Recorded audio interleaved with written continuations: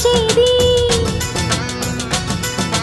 తన మదిలోని కలకలనన్ని అమ్మలకేగ తెలిపేది నెలతలే లేకుంటే దేవుడికి నెలవేది భక్తులే రాకుంటే గుడికి ఇక వెలుగేది